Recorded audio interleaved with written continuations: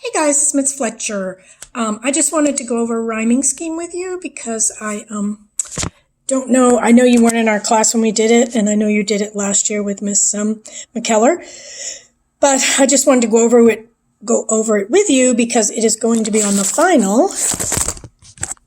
Sorry, my phone won't stay still. Anyway, it's going to be on the final, so I wanted to make sure that you understood what it was, and I'm going to put like some examples for you on Google Classroom, and I also sent you an email about what would be on the exam itself, where you could study for that. So it's all going to be poetry. It's going to be questions about poetry itself, the elements like simile, metaphor, personification, etc.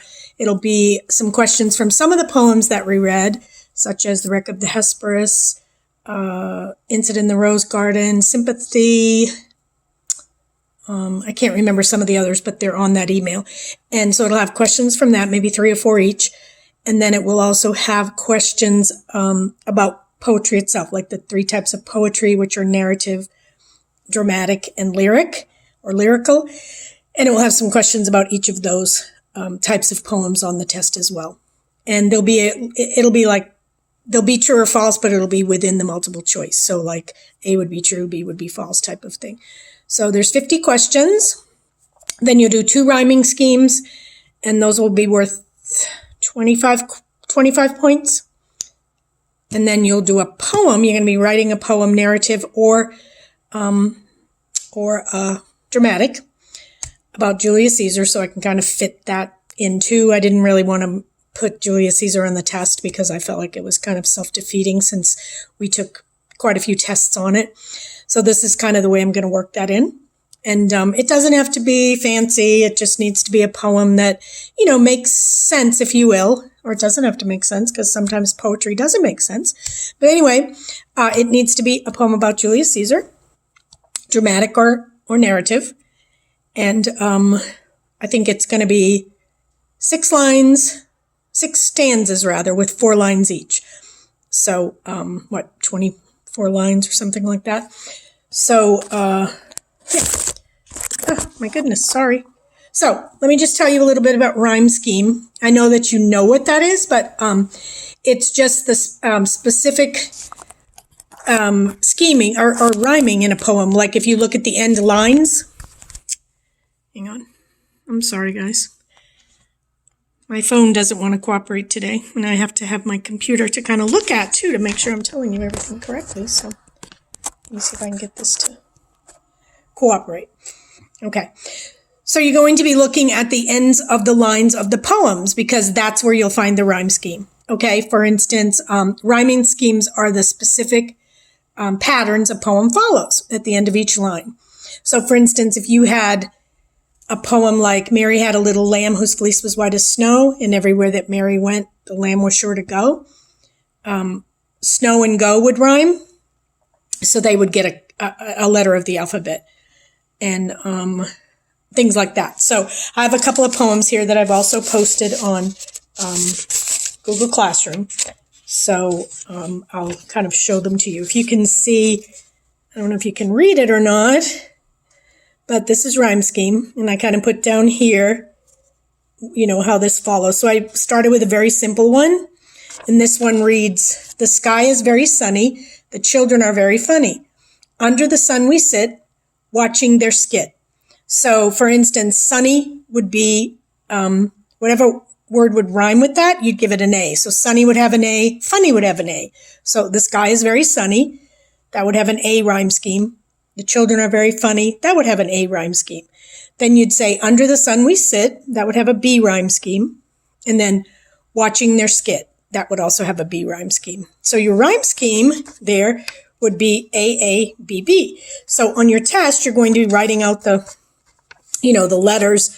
And that's more for your use. And then you'll write down what the rhyme scheme is itself on the bottom. It'll go across. Of course, it's not going to be this short.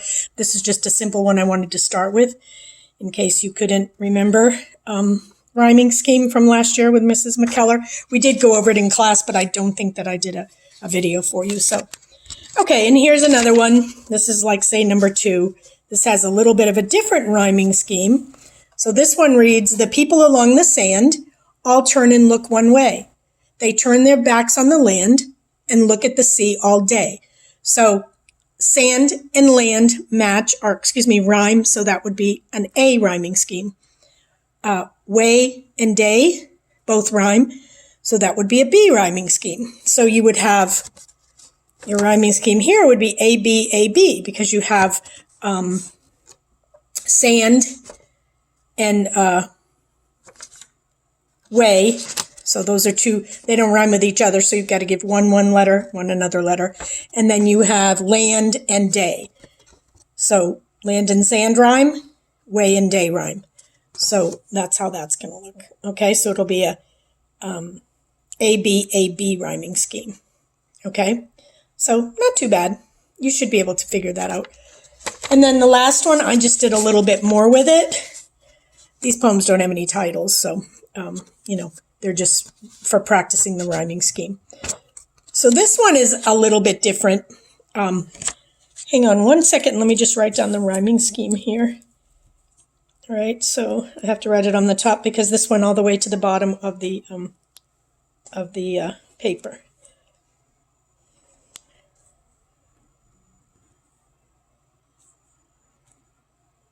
Okay, so this one is going to have an A-B, B-C-C rhyme scheme. Okay, so in the way it reads, I don't know if you can read it or not. Probably not. It may be backwards. I'm not sure. Looks backwards to me, but then I'm reading it from the back, or I'm looking at it, as I'm facing it toward the camera. So I'm not sure if it shows the same way for you or not. So I'll read it to you. Okay. Painting on silk or hide or ordinary canvas, I suppose. So hide is the first or the last word in the first line. So that would get the A. Or ordinary canvas, I suppose. Suppose would be the last word in the second line. So that would get the B. The painter of the present day has tried and hide rhyme. So that would get an A. Tried would get an A. So many mediums with success or knows. So that would get a B, knows, and suppose rhyme. So those would get a B. Okay. And then you have, as well as the subject grows. So there you have another B, because grows, knows, and suppose. Okay. And then you have beneath the hands of genius that anoint. Anoint, it doesn't rhyme with any of the above last letters or last words. So that would get a C. Painting on vellum is my weakest point. So that would also get a C. So in this case, that's why your rhyming scheme would be A, B, B, C, C. Okay. So again, it's pretty simple. Each word that rhymes, like with the first word, you'd give a letter A, and then anything that rhymes with that word throughout the poem, you'd give a letter A. Second word would be B, and anything that rhymes with that word throughout the poem, you'd give a B. And C and D and so on. Okay. And you could go all the way up, and I doubt you could go up to the whole alphabet, but that could be possible with a poem like somebody like that, maybe Shel Silverstein or somebody like that would write, but probably wouldn't go that far. But anyway, so you'll have one simple rhyming scheme on your test, and then one will be a little bit more complicated and we'll have more letters of the alphabet, for the rhyming. So it shouldn't be too much of a problem. And those will be like worth $12.50 each. So that will be the 25 points. So that you have the 50 points for the multiple choice, 25 points for the rhyming scheme, and then 25 points for the poem. So that will give you the 100 points on the test. Okay. So the test is Tuesday. I'll be putting this information on Google Classroom for you, and also sent you that email. So please look at that. And, if you have any questions, please email me email me. And also I need you to bring your books back, if you will, before the last day of school. You can either bring them to me or you can bring them to Ms. Scherschel in the office, so that I can check off that you've returned your book. I do need to get those back. Any work that you haven't finished, if you will go in and finish that. I think you guys have finished most of it. I haven't graded everything yet, but if you'll do that for me. Okay. So that's about it. I hope you have a great summer.